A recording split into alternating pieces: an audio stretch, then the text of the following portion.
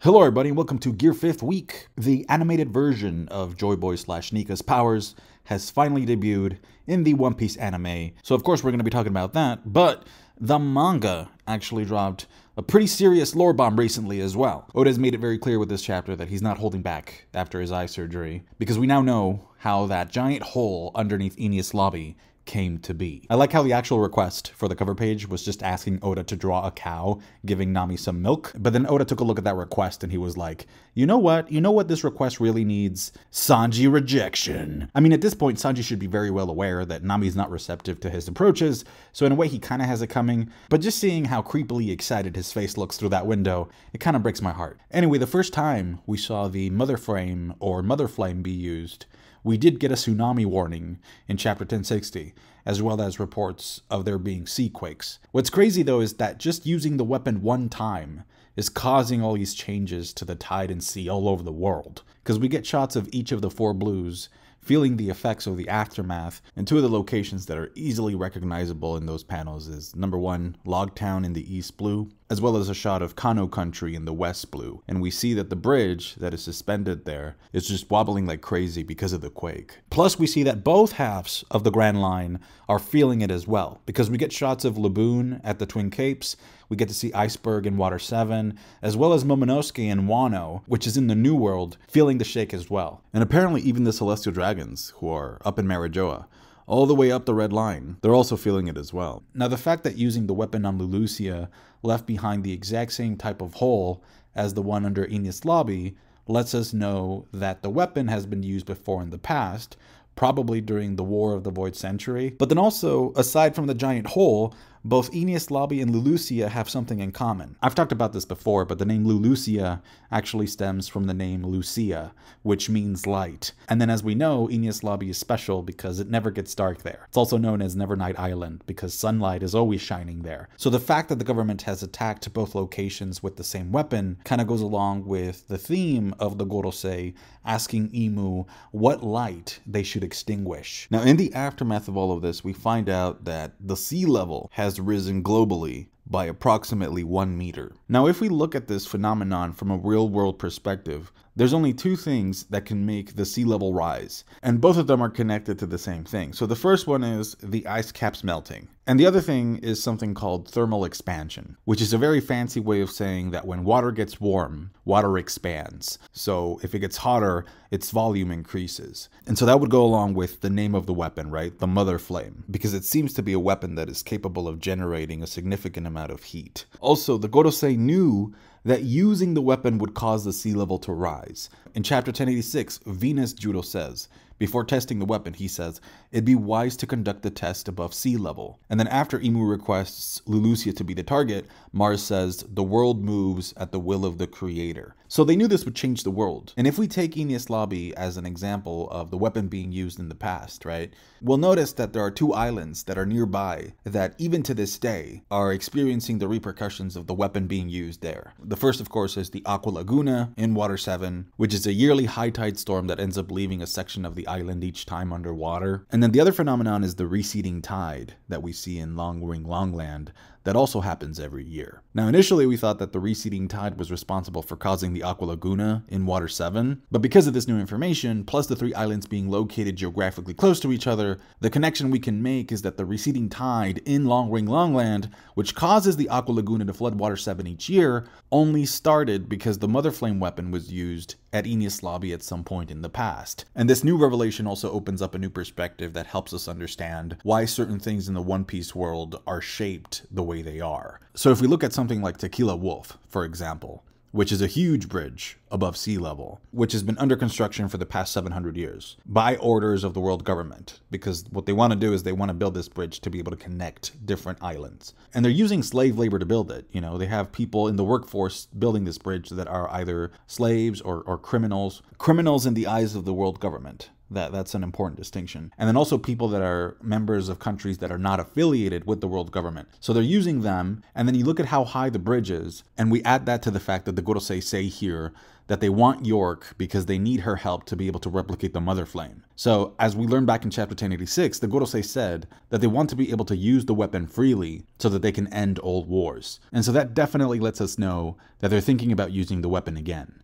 And so maybe that's why Tequila Wolf is so tall. And it's also why the world government decided to establish its living quarters at the top of the red line, which is super high up, because they want to keep themselves safe in case they have to use the weapon over and over again to sink the islands where the normal people live. Because remember, the thing that sparked the use of the weapon this time around was the fact that Flame Emperor Sabo was causing all sorts of rebellions. So if the government can get York to mass produce the Mother Flame, then they can actually end up with the power to sink the entire world. And I'm sure the use of Teach's Gura Gura no Mi to redirect tides will come really in handy at that point. This new reveal also connects things to Wano at a deeper level, because we know that the old Wano is already underwater. Yet the flooding of the old Wano is something that I think was done intentionally, because we know from Oden that the Kozuki clan were actually the ones who established the walls, like they built the walls around the country, and as a result, the rainwater, not seawater, but rainwater, every time it rained, the water kept on collecting and it had nowhere to go,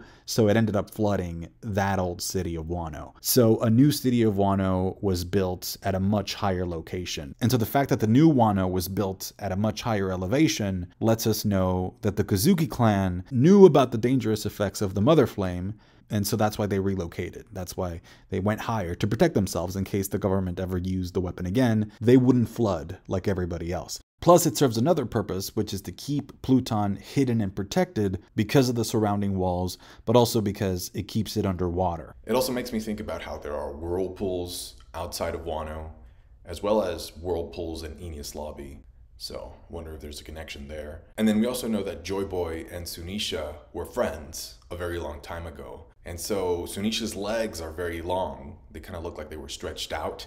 So it gets me to think, like, did Joy Boy deliberately stretch out the elephant's legs? Maybe he knew that this could happen, so in order to protect his friend, who is an elephant, he just stretched out Sunisha's legs. And then maybe also that's why he used his awakening on Long Ring Longland to make the animals more flexible so that they could stretch if they needed to. And so that way they wouldn't be in danger of drowning because of the rising tide. And then now I'm also thinking about that giant figure at the end of Thriller Bark, because even though we don't know anything about it, maybe the reason for its size also has to do with the impending flood. And speaking of massive, devastating floods that can change the world, we have Noah's Ark in Fishman Island. So if you know the story of Noah's Ark, thanks to this chapter, we can also connect some dots there. I want to make a point about Akainu's double fruit power, because let's say that the government is not able to replicate more Mother Flames. Because of thermal expansion, all we need for the sea level to go up is for the water to get warmer. If there's an increase in the temperature, the sea level will rise. So imagine Final War awakened Akainu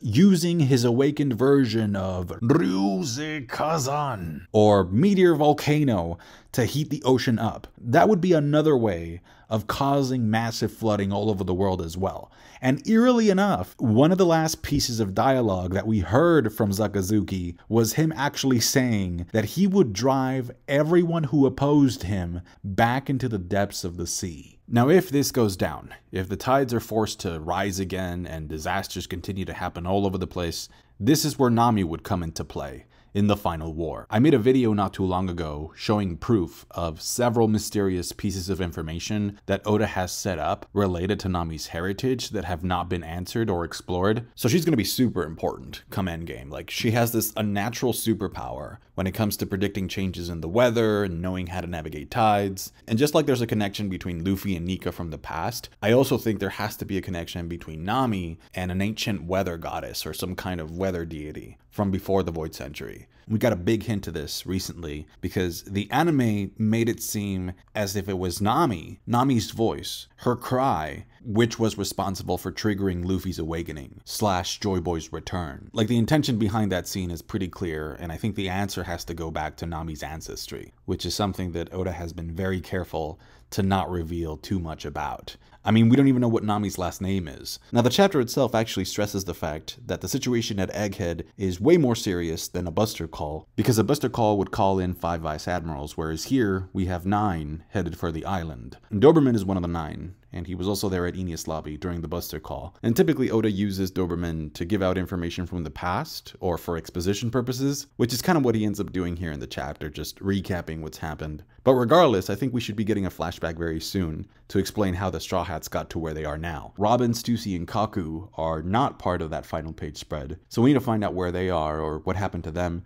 as well as if Shaka and Pythagoras are actually really dead. Because the main thing we can infer from that final page spread is that York was forced to command the Boa Hancock Seraphim to undo the petrification on Usopp and Frankie. Because we see Zoro there threatening York with his sword to say things. So we can assume that she was also forced to call back the Seraphim and have him stand down. I also like how Oda uses the chapter to stress the fact that no matter how strong you are, whether you're Kaido or one of the Gorosei or an admiral, you gotta eat. You can't do anything if you're starving to death. So maybe that's what Tequila Wolf is for, to be able to transport food and goods in case the government decides to flood everything. We get a glimpse of Panda Man eating some ramen in the background there. He's in the page where we see Kizaru eating as well, which really fits Kizaru because according to his favorite card, his favorite foods are ginger, bananas, and miso ramen. He's also shown as a teenager / young adult in a flashback panel that kind of makes it look like it's a Hallmark moment. It makes me think that they were celebrating Christmas or something back then. And that Kizaru design goes along perfectly with this picture that Oda drew of him as a child, as well as this other picture that we got from Oda of a more grown-up Kizaru that he drew when he was promoting Film Z. Now, it's been a minute since we were back at Egghead, but I do remember before the break, at some point, Oda did show us a panel of a Blackbeard pirate ship approaching the island of Egghead. And I think that we kind of went through the options of who could be aboard the ship, and based off of method of elimination, I think the conclusion was that it was probably Katarina Devon and Lafitte. And we know that Lafitte can hypnotize people, and we also know that Katarina Devon can shapeshift. So I'm wondering if maybe they have already infiltrated, because I'm assuming that she could turn into anybody. You know, she could be one of the Straw Hat members, she could be one of the ZP0 agents,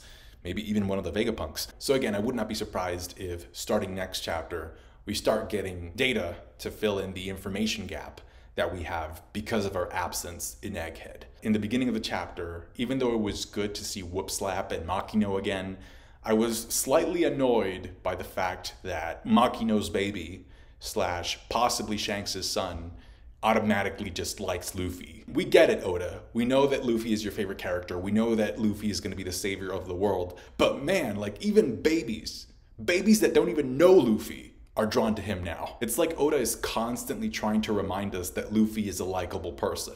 It's like, did you know that Luffy is likable? Yes, I did know that. And in fact, I actually think that he would be even more likable if that feature wasn't highlighted constantly. Like if characters in the manga didn't talk as much about how much they loved Luffy, I think as a consequence, Luffy would be even more likable. Show, don't tell. And just to clarify something really quick, there was one translation that I read of the chapter that kind of made it seem as if Saturn was talking about Bonnie as if her true identity / form was actually that of a little girl. But in the official translation, Saturn just says, Kuma's daughter, she has no more benefit to us. Leave her there, she's just a girl. Granted, there is an ellipsis there, just a bunch of dots kind of signifying that he's omitting information about Bonnie. But yeah, in the official translation, he just calls her a girl. I really want to find out what she saw in Kuma's memories that made her cry so much, though. So, how about that Gear 5 episode? I've always tried to be honest in my videos, even at the expense of my channel's growth, which I know a lot of people find bizarre, but it's just who I am. And so I do have to say that the Hiyori and Orochi scene really messes up the momentum of the first half of the episode. One of the biggest flaws in Wano as an arc is that Oda ended up introducing a lot of characters that just didn't land with a lot of people. If you don't believe me, ask yourself this. On a scale from 1 to 10, how much do you care about Hiyori, Orochi, and Kanjiro individually as characters? There's also several repeated animation sequences in the first chunk of the episode, like the one that shows Luffy hopping around from side to side like he's on drugs. I thought the best part of the episode by far is how it sounded. The sound was just super clean. You got the drums of liberation. We got some amazing sound effects that reminded me of like classic American cartoons and animation. The entire gear has like this Roger Rabbit Toontown feel to it. And if you pause at the right time, you'll see some crazy frames where Luffy's mouth and eyes are not even on his face. But then unfortunately, we also get some flashback sequences inserted into that part of the episode. And so again, that kind of interferes with the flow. Now, something new that happened when I was watching the episode that did not happen when I read the chapter for the first time is that I actually caught myself laughing at a couple of scenes here. And so that got me to think about Roger and his crew laughing at Laugh Tale, because they're laughing at the story that Joy Boy left behind in that scene. So it makes perfect sense. You know, if this is how ridiculous Joy Boy was, then reading about his crazy adventures would definitely make people laugh. I'd also like to give a quick shout out to some of the impact frames that I was able to hit pause on. I thought the new ending was really aesthetically pleasing. It felt like something out of a Miyazaki film. And I'm glad that at least Carrot got to say goodbye to the crew in the anime, instead of it being off-screen like in the manga. Another thing that I noticed from watching the episode that I did not notice when I was reading the chapter was that Luffy's joints, you know, the joints of his elbows and the joints of his knees are completely gone. You know, they're just like really bendable, flexible limbs that don't really have joints. All right, that is going to do it for me today, guys. Please let me know your thoughts about the implications of this new information that we got from the manga chapter, whether it be the rising tide or whether it be the new developments at Egghead. Let me know in the comment section what you think is going to happen. Also, let me know what you thought about the episode 1071. What were your expectations going into the episode, and were they met after you finished watching it? Was it a mid-5 episode, or was it actually a satisfying episode for you guys? Given all the internet hype that was sort of building up to it, I honestly thought that it was just an okay episode of One Piece. Thanks again for watching and for all of your support. I wish you all the best this week. Take care. I'll catch you guys later. Bye.